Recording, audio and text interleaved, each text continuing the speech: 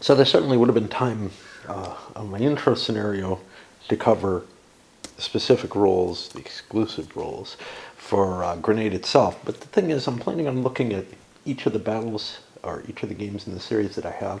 And apparently there are more than I thought of. This has been being continued outside. At least that's what I'm told. So I think the introductions have to be put here. Now, these games, and this one, and certainly Sicily, I don't know with Patton, have fairly chromy exclusive rules. This isn't just, oh, here's the victory conditions, and maybe one or two restrictions. No, they're not very big, but there's a fair amount of information. So you get the setup here. But the biggie on this one is that the operation involved trying to break through across the Roar River and meet up with other Allied forces. And the Germans historically flooded the river, and so there's special rules involving that. Now, the game has an absolute time limit, but the players have some choices which affect that when the game actually starts and what the situation is where it starts. So there's two options for the Germans. There's the flash flood, which I think I have always done every other time for various reasons. And I haven't played this a whole lot of times. I've got like 4 playings listed, probably a couple more. If the Germans do a flash flood, and they get to make this decision at the beginning of the game, what happens is the game is going to start on the 17th of February. However, any part, any hex shaded yellow becomes a swamp.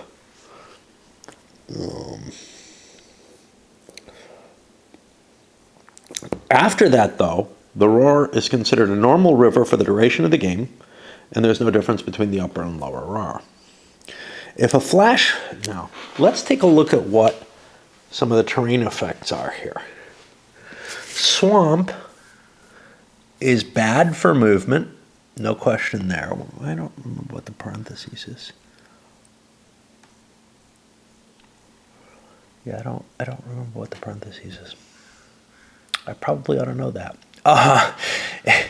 And rivers are prohibited, as are swamps, to mech units on their own.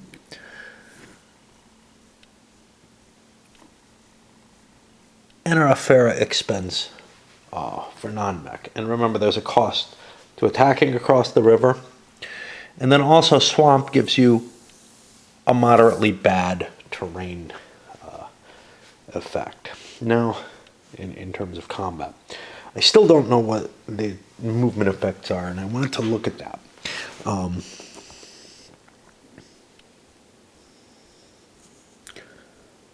thought the Roar was actually impassable, but if a flash flood is declared, all units defending in hexes that were originally swamp within the Roar Valley end up using the hilltop, which is the very worst of the terrain types, for their CRT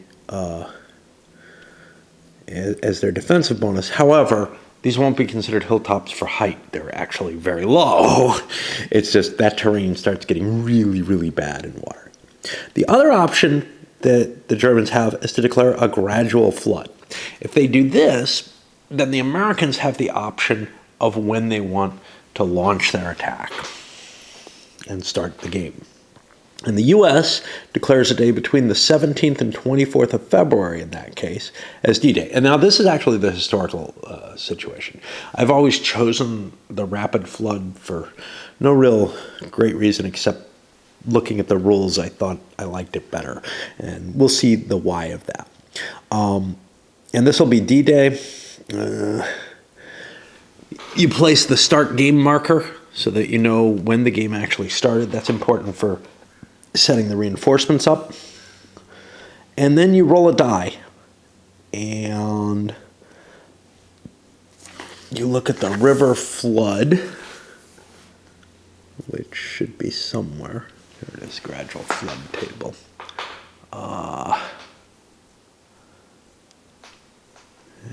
I'm having trouble. I don't see it on that side. I'm not sure all the details. This is, a one-use chart. So, and depending on the roll, it could be normal, in which case upper roar hexsides get 3 times defense, lower get the normal 2 times defense. It could be rapid, where it's 4 times or 3 times, and with entrenchments increasing the lowers to 5 times for some reason, but not the upper. And, I'm sorry, that's a 3. 4 times if the defending unit's in an entrenchment. Or it could be a torrent, where upper river is 5 times defense and lower roar is 4 times. Now, where's the distinction between the two? I don't remember.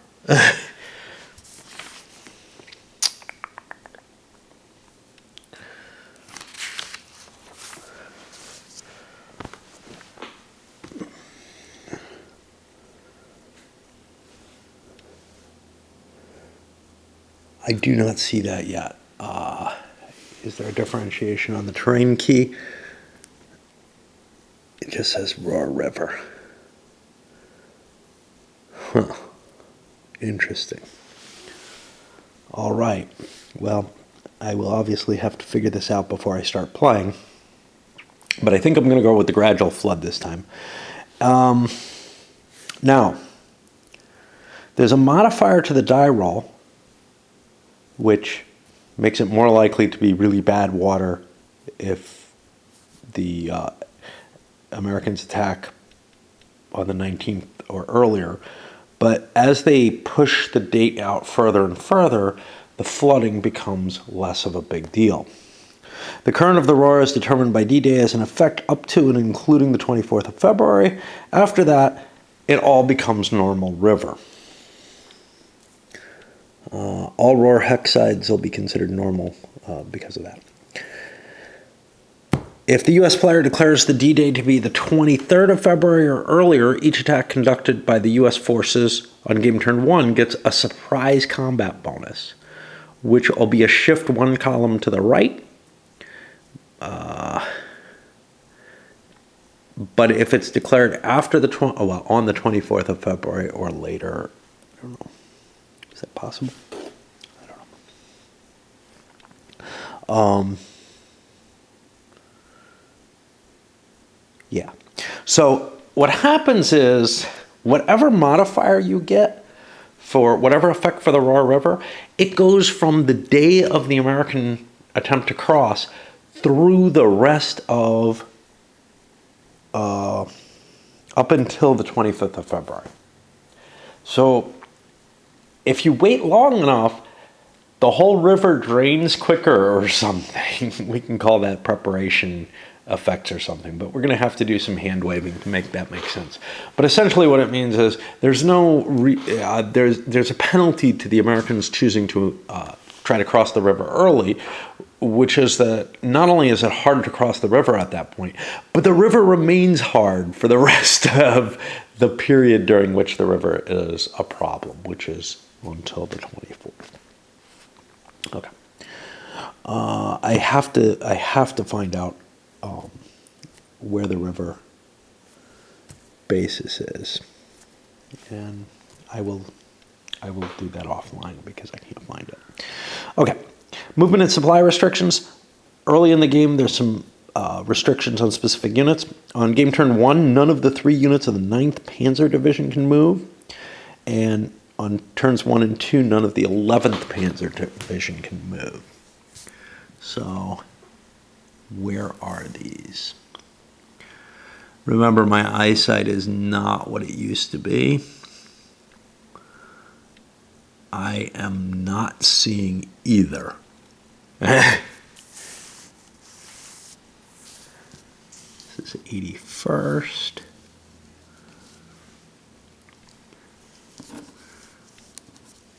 I don't know.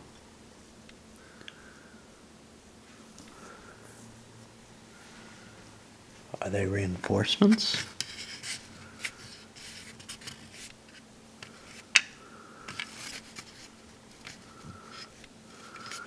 Well, that's interesting too.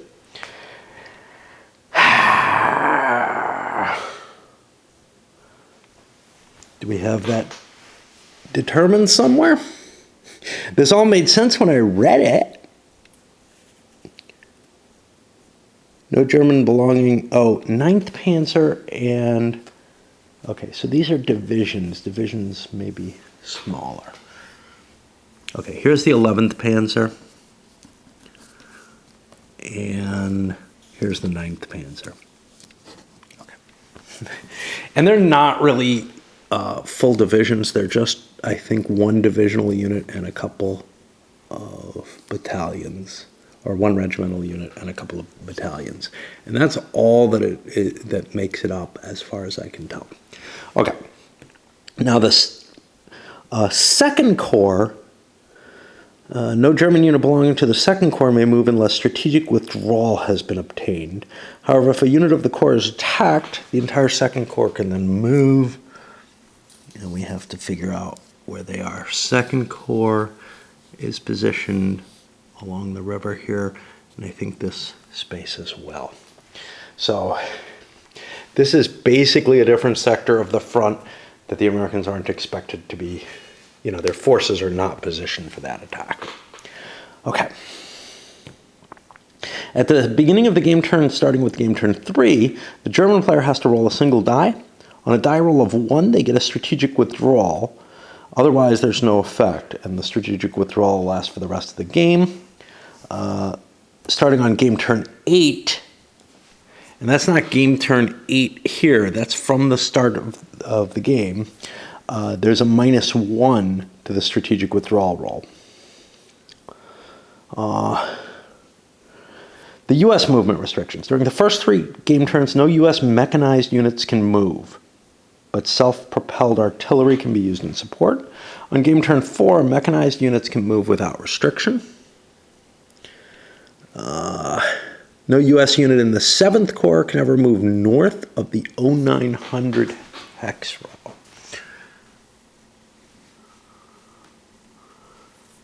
Okay, I think this is 7th Corps here. I'm having real trouble reading. Here's some 7th Corps units.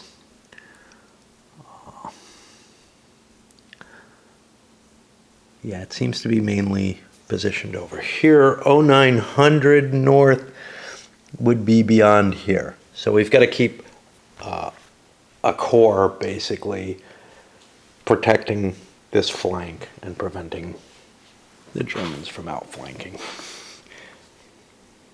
All right. U.S. supply. All U.S. 12th Corps units are automatically out of supply during the first 6 game turns. 12th Corps is over here, and I think that's it. And if you remember, out of supply means you can't attack very well. Actually, the Germans could punch through over there probably, but they probably also don't want to. Those are all infantry units.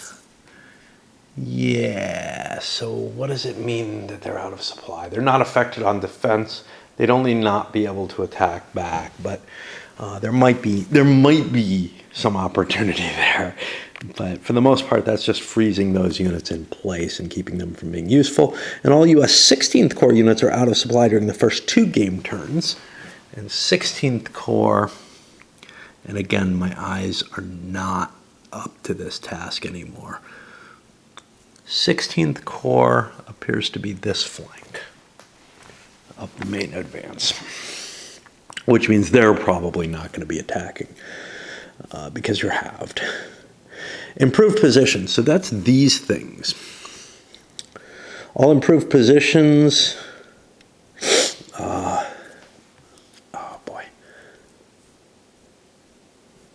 all improved positions are considered like entrenchments, except they don't double the German forces. Instead, the stack gets 2 extra strength points, however big the defending force is. There could be 3 units in the hex, but only one of them can actually defend, or elsewhere. and they only affect the Germans. The 739 Mine Clearing Tank Battalion. I believe I have an asterisk on it. It's got mine clearing tanks in addition to being a normal unit. I had to draw that in, by the way. If this unit ever participates in an attack against an improved position's hex, the improved position is simply ignored due to it, and U.S. stacks can be allowed to get their combined arms combat bonus for it. Unless it's across a river, in which case the improved position is not in place. Volkstrom. Each of these cities, or many of these cities, has a number. That's its Volkstrom supply number. If a U.S. unit enters a hex adjacent to a town with a number, you roll a die. If it's less than that value, a number of Volkstrom units equal to the difference between the die roll and the value are made available to the German player. And these are... I got them kicking around somewhere. These are up here. They're just randomly selected. As Volkstrom die, more ones become available. If I'm missing any Volkstrom, that could actually be a penalty for the Germans if I happen to have lost any of them. I don't know. Volkssturm. And basically you pause as the U.S. unit is moving in order to place those units in the city or potentially outside of it if need be. They have no zone of control of their own. Each German city, each German town that has a number only gets to roll once per game turn. Usually it's going to be, or per game, usually it's pretty obvious which ones have been covered, but I could mark this down on paper if need be. The counter mix is a limit.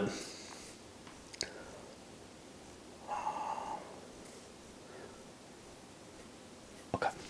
And they're battalion-sized units that operate normally otherwise. The Rhine River, just back here. U.S. units can't move or attack. Here it is. Can't move or attack across the Rhine, except through unblown bridges. When U.S. units, okay, basically you can ignore each other across the Rhine.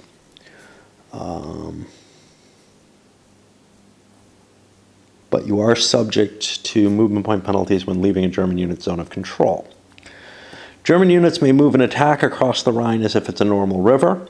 I guess they have tiny boats or something. However, they don't have to. They are subject to movement point penalties from leaving the U.S. zone of control. There are 10 bridges going across the Rhine, and we've got bridge blown markers over there. The first time a U.S. unit enters the western, northwestern, or southwest terminus of a Rhine bridge, there's a chance that you can blow the bridge. If a non-Volkstrom German unit is on the eastern side of the bridge at the moment the die is rolled, 2 dice are rolled, and the bridge is blown on a 3 through 11. If there isn't a non-Volkstrom German unit on the eastern edge, the bridge is blown only on a 4 through 11. So again, most of these bridges are going to go. And finally, the U.S. is allowed to create a ruse once per game, where the bridge is only blown on a 5 through 11. What is that, the bridge over Ramaschen? Or at Ramaschen. And basically the U.S. just declares once in the game, hey, I'm doing a ruse here, and they have a better chance of the bridge not getting blown. They can attack across non-blown bridge hex sides and can advance after combat through such hex sides. German units defending in the hex, however, are tripled in combat strength whenever they're attacked across the Rhine. Germans have variable reinforcements. They get reinforcements starting on their first game turn on each German movement phase. And basically on the south map, they have some forces. The first time they roll a 1, they get these units. Second time, they get another unit. Third time, they get these units. On the east map, likewise, on a roll of a 1, they get some additional units. And this is just to indicate that, to account for the difficulty in mobilizing and getting forces into play. And it also makes the scenario a little bit more random. On the north map, the Germans are a little bit more responsive. They come in on 1s and 2s, and these are Fallschirmer. Not Jaws. Okay. Weather and mud. At the start of every game turn, the U.S. rolls a die and consults the weather table. Okay, I got a copy over here. And previous weather affects current weather. So like if it's clear, it could stay clear. But there are some special effects like thaw and rain that also come into play.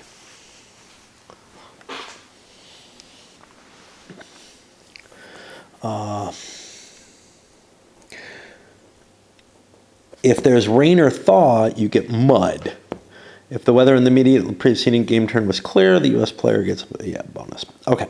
Mud, if there's rain or thaw, there'll also be mud in the current game turn and in the following game turn. And there's a mud marker over there, which you put on the map to indicate the extent of how long the mud's going to last.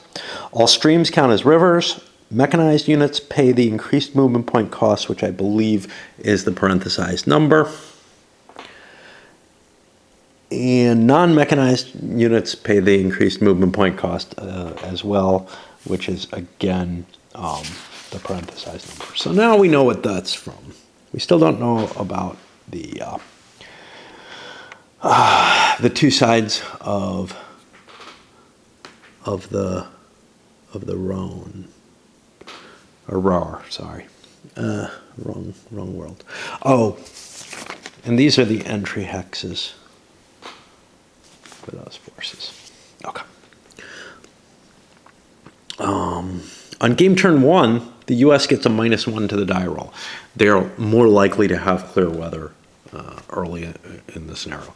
Again, for no good reason. Like, they plan when their D-Day is, and somehow the gods smile on them a little bit.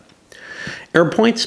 Every turn, the U.S. gets 6 air points, and the Germans get 2, starting with game turn 2. So the U.S. has them all on game turn 1 as well. The Germans take a little while to get their planes over there. American forces can construct bridges. U.S. mechanized units have a limited capability to cross non-Rhine River hexes. If any U.S. mechanized unit begins in the U.S. movement phase adjacent to a river hex side, not in an enemy zone of control, it can spend its entire movement allowance to move across that hex side. You cannot enter an enemy zone of control upon crossing the hex side either. The movement can be accomplished even if you're out of supply or isolated. All right, swamps. No mechanized unit can ever enter, exit, or retreat into a swamp hex unless it's on a road. They pay 2 movement points to enter a swamp through a non-mechanized pay more. And you use the swamp chart. It's just, this is a terrain that's not in other games of the series, I guess. Special German divisions. The 406th Infantry Division and 8th Fallschirmer Division consist of only 2 regiments. These units get their divisional integrity when attacking, even though only 2 regiments are adjacent. And I don't think I've marked these. I probably should. The units, 9 Panzer 81, 11th Panzer, these are Kampfgruppen, and that's these suckers, where there's a couple of battalions in with a regiment. They don't have a big enough parent organization on the field in order to get divisional integrity ever. Okay, gradual flood declaration. Game turn 1 may occur anywhere between the 17th and 24th of February.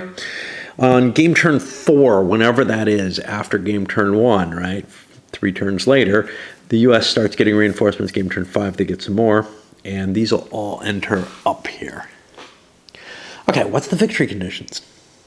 The game automatically ends here, no matter when it started.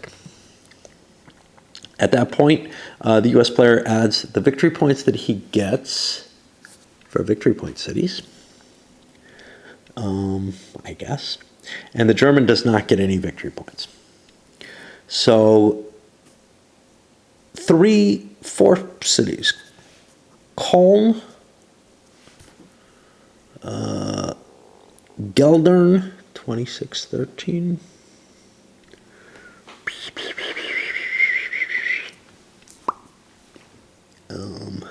Rheinberg and Mers, 2218, hiding under there, are each worth 3 victory points. All the other stars are worth 1 victory point each. Each unblown Rhine River bridge, which a U.S. unit has crossed from west to east and is still across the river in the supply, I believe, is worth 5 victory points to the U.S.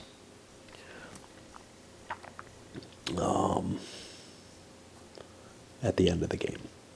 And then basically the break point here is the U.S. 14 to 15 victory points is where we shift from marginal, it's where we get from a German marginal to a U.S. marginal. And of course, there's more extreme victory conditions that you can get. I need to figure out what qualifies as upper and lower RAR. I suspected I would be able to figure this out as soon as I got away from the camera. It's right here, this little line on the map. I just, I'm looking at the rules and looking at other things. So, we're ready to go. I am going to go with a gradual flood for the Germans, and now I need to do a little bit of thinking for the US. Apparently, playtest tended to center it on the 22nd and 23rd of February. The reason being, much earlier than that, you start seeing the gradual flood. Let's see the flood table.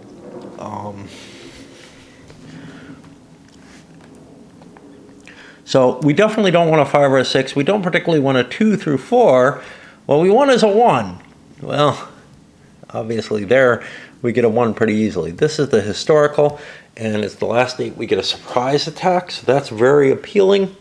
-3, we have a pretty good chance of this. We have no chance of getting a torrent.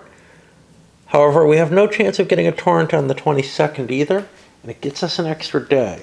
So I think that's going to be kind of where I'm looking at. Which one of those do I want to go for? How lucky do I feel?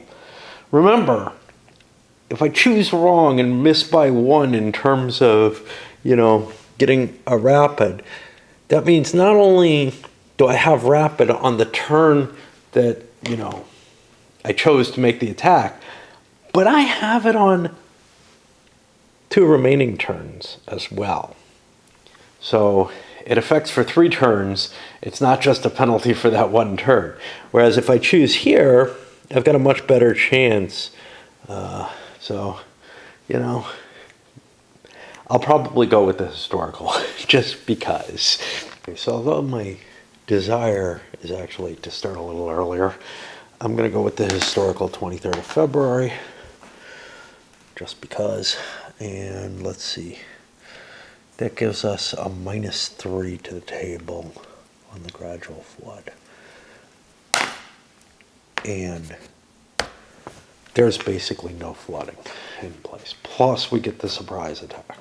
So all the good stuff kind of happens. Clearly, we could have gotten away with this as well and gotten an extra turn out of it. Alas. The next thing to do is to check the weather for the turn. Yeah, both sides have a weather table. Let's go over here now. There's a -1 to the die roll for the first turn. And we're looking at a 2. It's clear weather. I'm going to have to keep notes for this game. A couple of pieces of information, the continuing effects of weather, stuff like that. All requires keeping sort of a record of what's happening. So I'm going to start that. I've moved my US units, and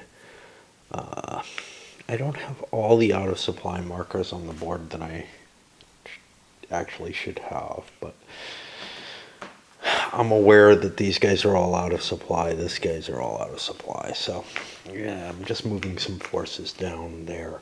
But for the most part, I'm launching attacks all along the line. Let's see if I did this well. I have 6 air points to play with, and I have some artillery within range that I can throw into play. So Well, our first attack is going to be against this unit. And I've got 2 units. These are from 7th Corps.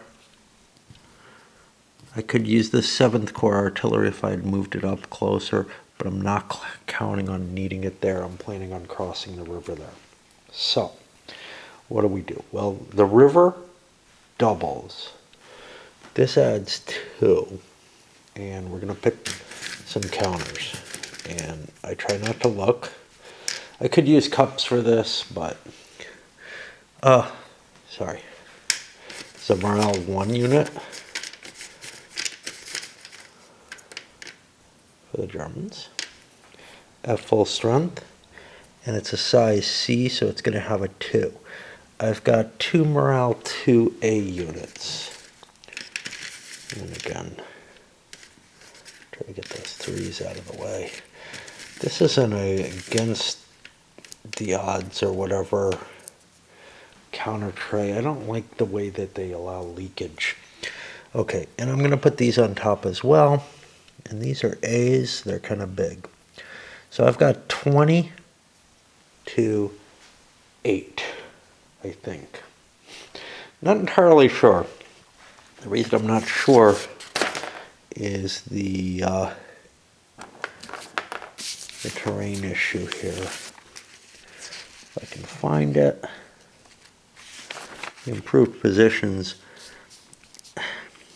They're not doubled. Instead, the stack is increased by 2. Oh, after the stack is multiplied. Okay, so this is actually 4, 5, 6, not 8.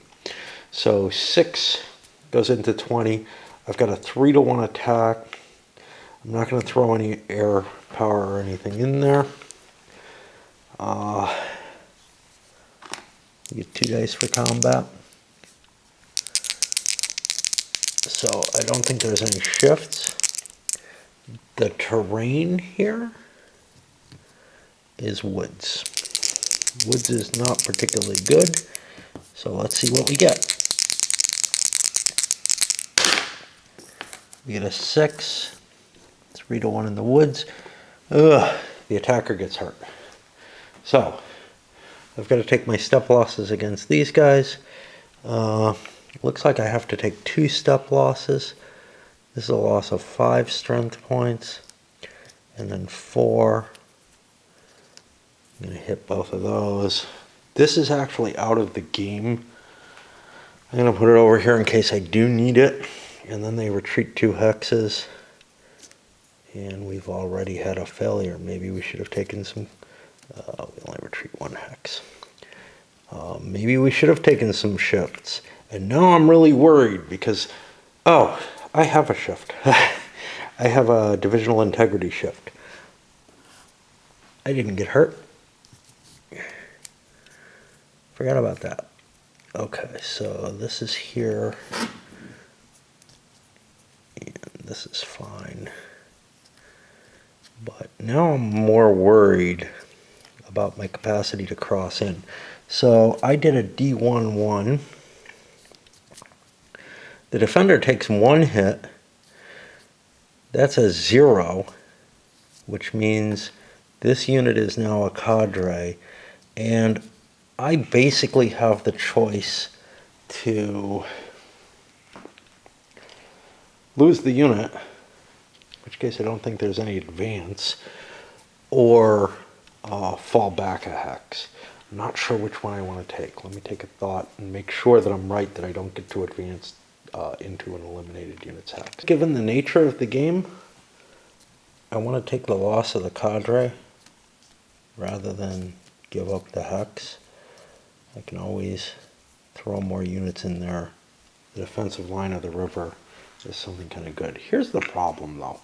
I didn't get any bonus off the river except the normal doubling, right? Oh, let's make sure I understand this right.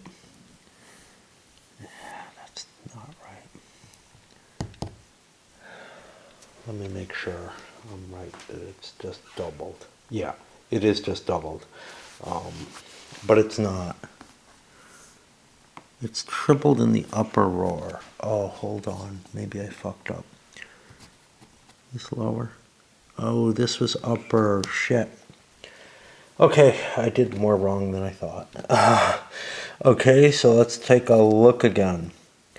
So this was tripled, so it's 6, 7, 8. It was only 2 to 1, so actually we did get this result here because we only got one column shift. So indeed the attacker took its 2 hits, getting this to cadre, and these fall back.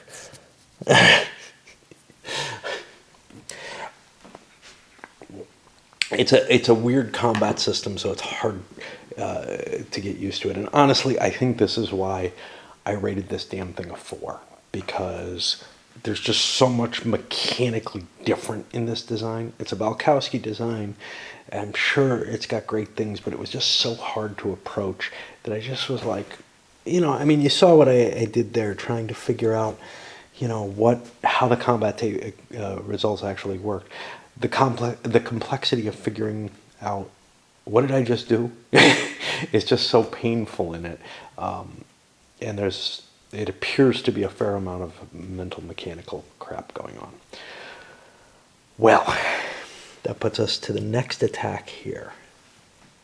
Things are uglier, and maybe I shouldn't be pushing all along the line. I was looking at, oh man, I should be able to break through. Yeah, we're going to pay a price here.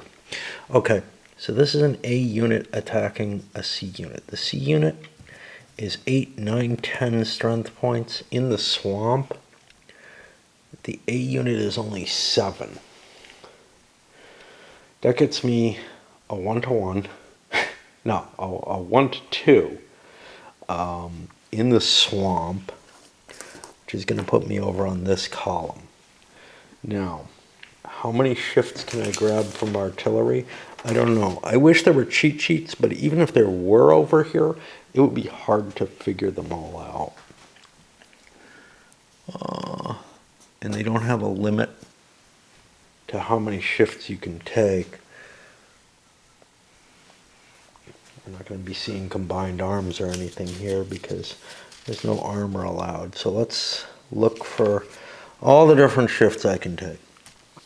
Artillery, is there a limit? I don't know. I don't see a limit there. There's a German artillery which can support though, so I got to be careful. So 1-to-2 here. This looks shitty. 1, 2, 3. These all go in. So we give them, and they flip over to indicate I can't shoot them. I go from 1-to-2 to 1, 2, 3. I can throw an air point in. Is this where I want it? Jesus, I don't know. No, I'm going to be here at 2-to-1. It's going to drop down to 1-to-1. That doesn't look good to me. I'll spend an air point and push this up onto the 4-to-1 table in the swamp. And that looks like about all I can get. Do we want to throw an artillery in here, or are we more worried about this hex? I don't know. I'll throw it in, drop him down to the 3-to-1 in the swamp, and I'm already hating this game. I know why I disliked it so much. Why did I buy more of this? We got a D1. I could give ground, but again, I'm worried about giving ground in this game, so I'm going to take a casualty here. Because casualties don't actually matter. This isn't a particularly good unit, so I'm going to stick it underneath just to help remind me that I probably want to draw another counter. Whew. God, this is painful. I'm sorry. I mean, I got this attack here. Again, we pull a counter. Okay, not such a good unit if that's a C, that is. And this is an A. And we have, ooh, a huge unit. Okay, so I will hold from using my artillery here. I've got 13 to 2, 3, 4. Well, That gets me to 3-1. What's my terrain like? It's swamp. 3-1 in the swamp puts me here. That's not optimal. God, my back's hurting trying to play this shit. If I'd set up better, I'd have more artillery in place. I know I'm going to get fucking hurt. I don't want to lose this unit. It's a good unit. I might be able to gain some ground or something. Let's throw... Oh, I got to be careful. This is 19. It can't fire over here. I don't think. I can't read. Yeah, no, that's 19 too.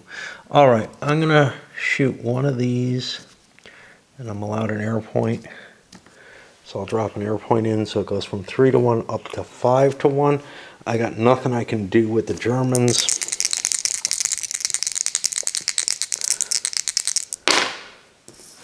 I roll a 7. A 5-1 in the swamp. That's a D11. This unit is cadred. And now again, I can take a hit and I can kill this unit off. And I'll be bagging units in a bit.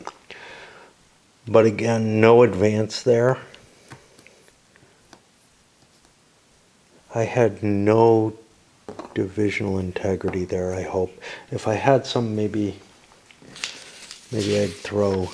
oh God, I need to set. Maybe I'd throw some less artillery in. No, because they weren't all adjacent to the enemy. So here's the thing. These guys were throwing into this. Yeah, I split that up correctly. So this is going to be the next one, and I can't keep going. I honestly cannot. I'm just in too much pain tonight. I will keep playing. Don't worry about that. But right now, this is fucking killing me. I did not realize how much pain was involved in rolling combats in this game.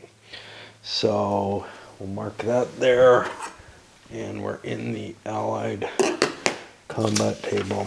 And yeah, I don't know why this game would be. I don't know why more than the original 3 could have possibly been made out of this. I really am despising this, at least on first view. And, you know, I mean, I know in my other plays, I may not have played every time all the way through, but I know I did at least once or twice. And I get the feeling I did not enjoy it all. Let's keep going down the line here, but I got to be careful because, like, here, you know, I'm going to have...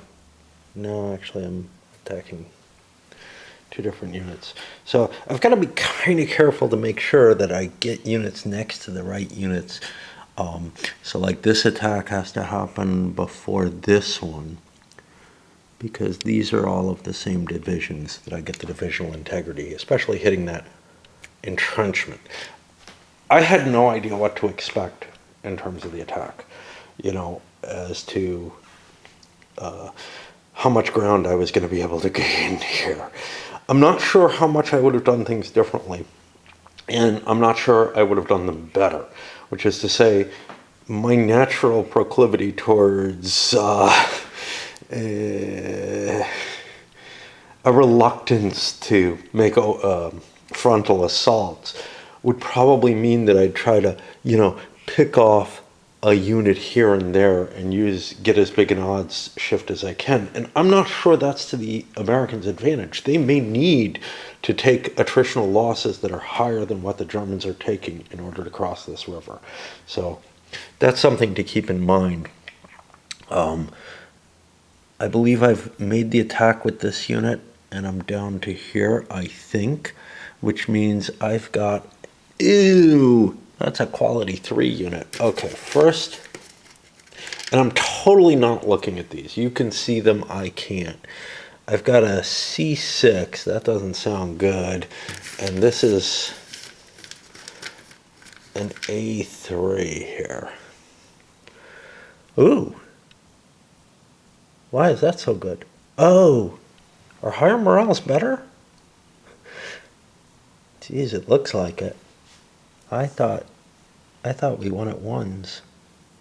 Have I said this before? Okay, so this is 12, 14 to 16, which means we've got 1-on-1, and I believe this is a swamp here. What does town do? Town is the same, which puts us over on this column to begin with.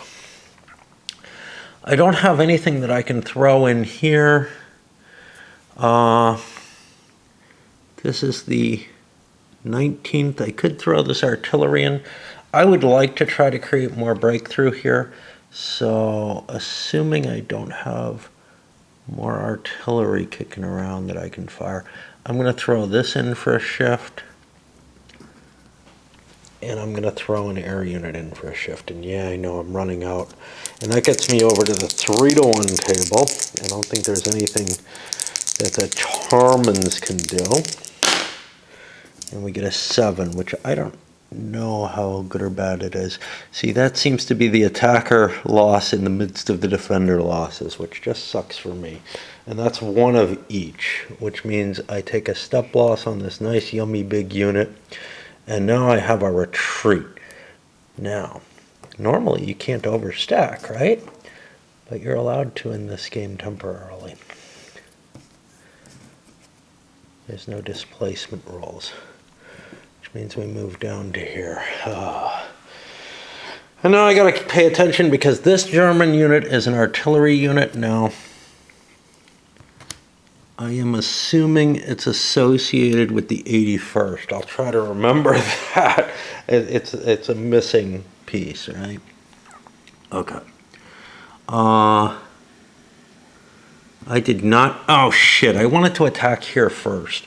Let me do that because I get a shift for integrity if I do that. So.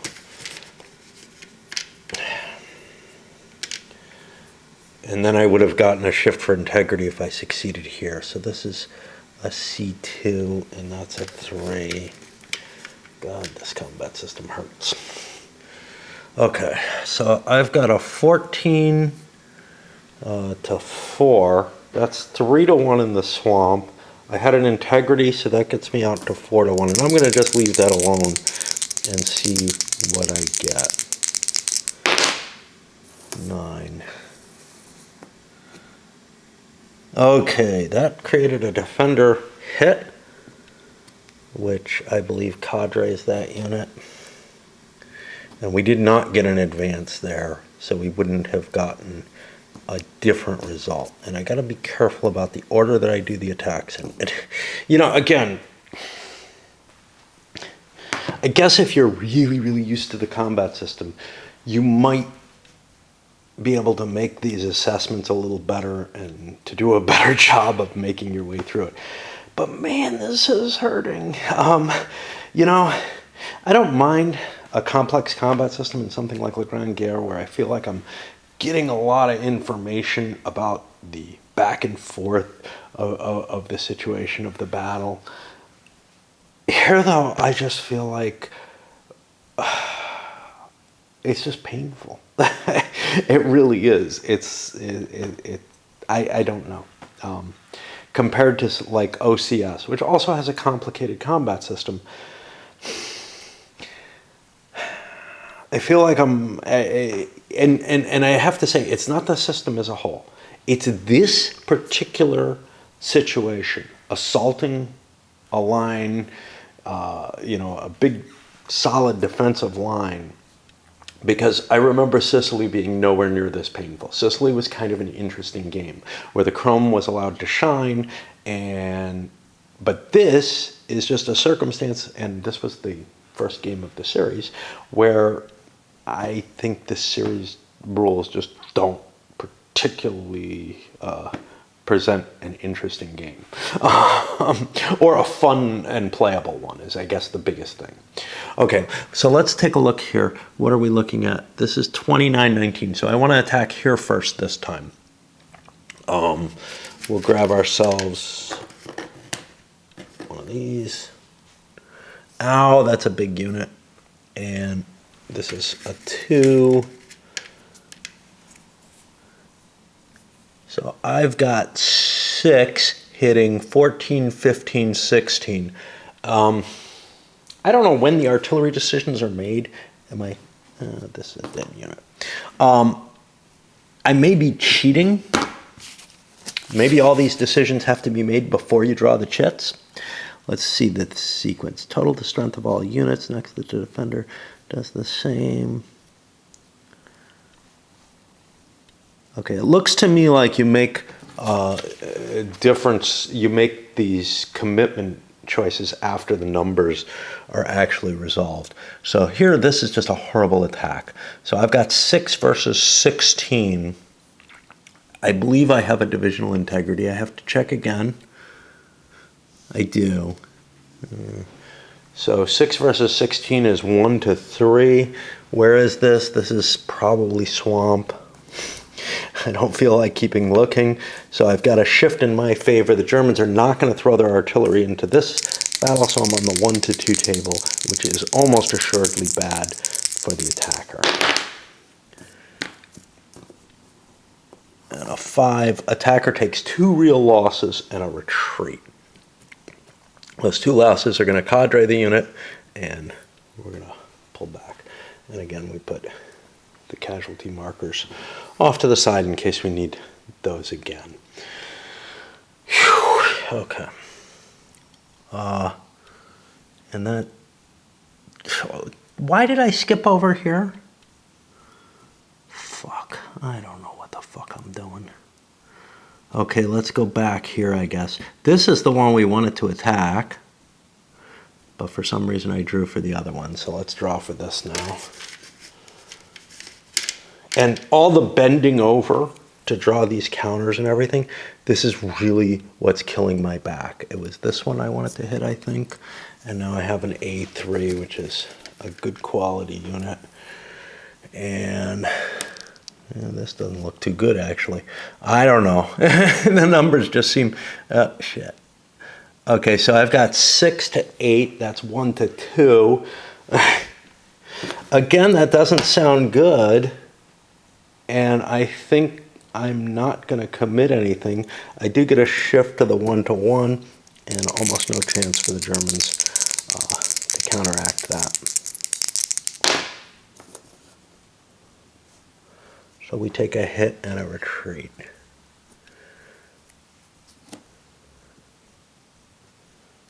And we definitely don't want that unit back in the line again. Okay. And that means I have to jump back to this attack, and then we'll come back to the fact that we handled this. So, and now I don't remember what division this was, or corps, or whatever. I think it's part of this 81st. So, again, a 1 and a 3, and our numbers do not give us a bonus.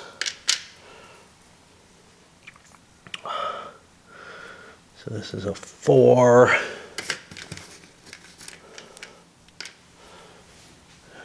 And this is a big 16. It looks like 3s are pretty good. 16 to 10 is 1 to 1. 1 to 1's not great. This is part of 19. I fired my wad with 19. 1 to 1.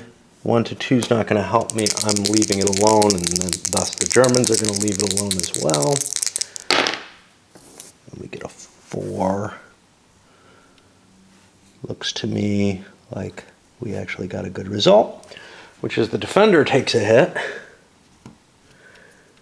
and now has the option of retreating or taking a cadre hit. Since it's only 1 strength point lost for the cadre hit, I'm taking that because I don't want to let him across the river. But that means the attacker won here, and I have had enough again in terms of this stooping and trying to read these counters and everything, I feel like I hurt my back, doing some yard work, and I feel like this game is almost impossible to play with a little bit of injury. I have to be leaning over and swiveling back and forth so much. For Le Grand Guerre, for example, first of all, I don't have quite this many attacks along a front at once. Just to take something as an example that has a complex combat system, that's more complex than this. But I end up pulling the forces out, putting them in front of me, and resolving that combat, and I can be sitting down and everything for it. Here, I have to be focused right on the map for every combat. This is more like an OCS style combat in terms of the amount of detail that's going on in it. But you usually don't have a solid line in OCS. It's usually a couple of key combats that are going on. You're not assaulting along the line. Now, maybe I'm making a mistake here, as I said. I'm not sure. I know that my natural tendency would be to look at this and say, well, I can't attack anywhere if I knew the system the way that I kind of know it now. However, that's not sufficient to win this game. You have to break through. So maybe you need to launch attacks all along the line like this, because that line is hard. It's hard to get a grip on spaces. So for example, here, if I want divisional integrity, well, I could stack all my units and get divisional integrity. And I didn't do that, mainly because there really aren't enough units. The units that are in the background are things that either I could not move, like the armored units, or they're pieces of, they're divisions that were far enough back that they could not make it to the front. Remember, only the foot divisions can move, so I'm only getting 4 hexes of movement if I'm moving to the front and not using strategic movement. All right. Okay, so I played out the rest of that combat round instead of taking the break. We have one U.S. unit that made it across the river. This one was a good chance to do so. It was a 13 versus a 1. I got a terrible roll over on the 4-1 in the swamp, about one of the very few rolls that hurts the attacker. Even if you have very good odds, you're not necessarily going to succeed. And with all the counter drawing and everything, man, you don't know what the hell you're facing. So, but yeah, the fact that I could actually punch through somewhere gives me a little bit more happiness about the system. I felt like I had just completely fucked up. I'm not so sure I did. I think I should have gotten better results. I feel like even some of the matchups didn't work terribly well. And you can see I fired off that artillery. I think I'm going to have to use that counter for the artillery the whole time because it's got a core association. So maybe I'll make a counter for it. I don't know, though, because I don't know if I want to ever play this thing again. I've always despised it. I didn't realize how much I hated it. I was like, wow, 4, that's a really low rating. Is that even possible? I remember this, being kind of an interesting system with Sicily. It's still painful to play, and it's fucking operational World War II, so who the hell cares? Somehow OCS and Desert Fox get a pass. All right, so that has gotten us through everything in the US player phase, and now we're at the German player phase. I'm going to play out the rest of this turn on this video. I have the feeling the Germans aren't going to be doing a lot of counterattacking. Although, if they can take this hex back, that might be useful. But I absolutely have no desire to keep going right now. Okay, so now all the artillery pieces are recovered that fired, and I'm ready to, start moving. Well, I can do a mutual supply phase, but we are in supply. I can trace back. I mean, everything's pretty compact. Nothing's really moved. Well, everything that's not out of supply. And now we go to the movement phase, and I have to make sure that I don't move things I shouldn't. Now, I know these 2 comp groups I can't move, but other than that. And then beyond that, I have to figure out, hey, what must I cover? And oh shit, you know what I forgot? Oh no, I did the uppers. God. Yeah, the uppers, this little slice up here. So I did that okay. I doubled from below that. Assuming that I actually got these couple when I was paying attention right, which I can no longer remember. And this is the problem with a lot of Chrome in a game. And a game that starts out with, boom, you got to do a lot at once. And there's a lot of Chrome. And then you know that there's not going to be that big a payoff. You know, like I compared this a couple of times to Le Grand Guerre or some of these other really complex games that I have. I know that over the course of those games, I'm going to get a huge, tremendous experience. This is still just a magazine game.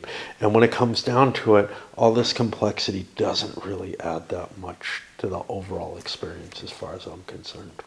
Actually enter into the movement phase. I got to make some rolls here. South map edge might give me some reinforcements. So the first two are 1s. And then the third one is on a 1 or 2. It just indicates a more rapid response, but we do not get that. I'm running into something here. So I've got dice rolls that say a strategic withdrawal, but I don't know what it means. There's a strategic withdrawal summary.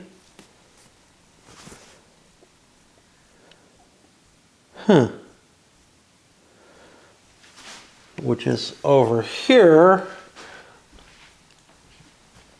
Die roll needed modifiers. What? Okay.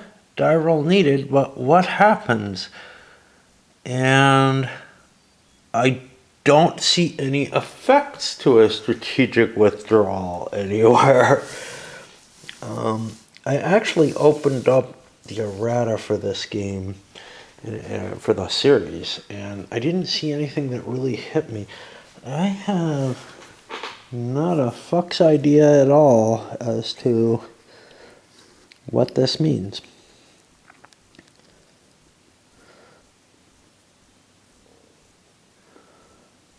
I mean, great. Well, we might have a strategic withdrawal. It doesn't seem to have any effect on play.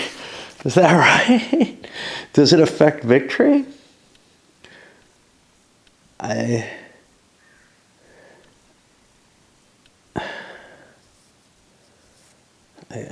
don't see any rules that apply to strategic withdrawal. I'll keep looking, but right now I'm not going to worry about that. I'm going to worry about trying to move units, which is what I was looking up when I found that. I was looking in the movement restrictions. None of the 3 units of the 9th Panzer, none of the 3 units of the 11th Panzer. No unit belonging to 2nd Corps may move unless strategic withdrawal has been obtained. That's what it is. Okay. So 2nd Corps is these guys. These guys, so they get stuck along the river line and can end up a little out of position because of it. So I guess that's the only effect of a strategic withdrawal, is I'm allowed to move them. Okay, not a whole lot for the Germans to do. A couple of units moving forward towards the front. This guy, they both did strategic movement. This guy's mechanized, so he could kind of fly up there. A little bit of repositioning along the line here to make sure more units are on the line. Same thing over here. I didn't really try to equalize my units or whatever. That kind of optimization I fucking hate doing. And we're just going to kind of let the dice, the randomization of who's where lie as it does for the most part. It's just a matter of there are some units we were able to push into place. These guys moved from up here across to where they're more able to defend the line and protect the 2nd Corps for whatever it's worth. There's obviously not going to be, the Germans are not going to make an attack. One thing we've done that's kind of cool is we've cut this unit off. Nice big unit. It's not going to be in supply, so it'll have problems on the next Allied attack, which, yeah, we could have launched an attack against it, but it's sitting in the swamp. It's big, not that we can look at it. And, you know, there's a fair amount of artillery to support it. I would rather not screw around with it. You know what I forgot entirely? Not that it helped, you know, not that maybe they needed the help, but I forgot to look for divisional integrity for any of the defenders. Fuck. So if anything, things should have been a little worse than they were. Maybe I'll remember it next time. I'll put the dice here. I'll put this up to 6. And we finished a game turn of this. Now, I'm not going to go into as much depth in the play in the later stuff. I don't think it's fun to watch particularly. and you know, I mean, it's got to be even less fun to watch than to do, except maybe a little bit. You don't have as much back pain, nor as much headache from trying to play it. And I have to get the German air power as well into play. Remind myself of that. And we'll start another turn. Yeah. Yay. Now imagine what would have happened if the river was a little harder to cross. Right now, we're only facing sort of the bare normal effect of the river. Up here, you know, this was not that unlikely that could have happened. And so, you know, even with this lucky roll for the river, sort of, we got pretty much stymied, even without the defensive advantage of divisional integrity for the Germans, which I hope I can remember. I doubt it. There are so many little pieces, you know, and a column shift can be a big deal, but, you know, this is a pretty gradual combat results chart if you really look at it. And it's got so much variability baked into it, I don't know how big a deal it is to make a couple of little mistakes like that. All right, we'll send this up.